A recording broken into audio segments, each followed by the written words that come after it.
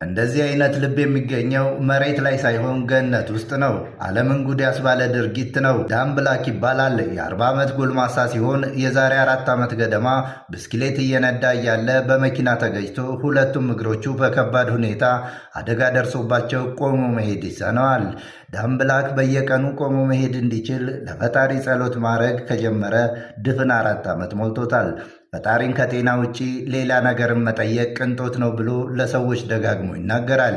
እናም ከተወሰነ ዓመታት በኋላ በሕክምና ሲያደርግ ቆሞ የመሄድ ተስፋ እንዳለው፣ ነገር ግን ለቀዶ ጥገናው 22,000 የአሜሪካን ዶላር እንደሚያስፈልገው ዶክተሮች ይነግሩታል። ዳን ብላክ ዶክተሮቹ በነገሩት ዜና ቢደሰትም 22,000 ዶላር ከፍሎ ለመታከም የሚያስችል አቅም ስለሌለው በሁኔታው ያዝንና ተስፋ ይቆርጣል።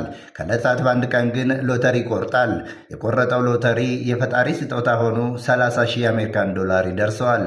ዳን ብላክ በፈጣሪ ስጦታ ተደንቆ ዳግም ቆሞ መሄድ ሊችል እንደሆነ ተደስቶ እያለ በሬዲዮ የ9 ዓመት ሕፃን ልጅ ብስክሌት እየነዳ እያለ በመኪና ተገጭቶ ፓራላይዝ እንደሆነ ይሰማል። በዚህ ጊዜ ማንም ሊያደርገው የማይችለውን ውሳኔ ወሰነ።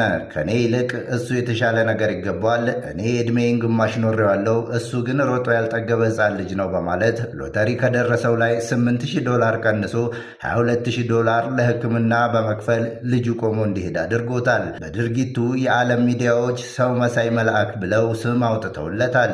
ጥቂቶች ግን ፈጣሪ ከዚህ በላይ ሊረዳው ፈጽሞ አይችልም፣ የፈጣሪን ስጦታ የናቀ ሰው ነው ብለውታል። እሱ ግን ባደረገው ድርጊት እንደማይጸጸትና እንደውም በሕይወት ዘመኑ ሁሉ ካደረገው መልካም ነገሮች በአንደኝነት የሚጠቅሰው መልካምነት እንደሆነ ደጋግሞ ይናገራል። ያደረገው ድርጊት ልክ ነው አይደለም? እናንተ ምን ታስባላችሁ?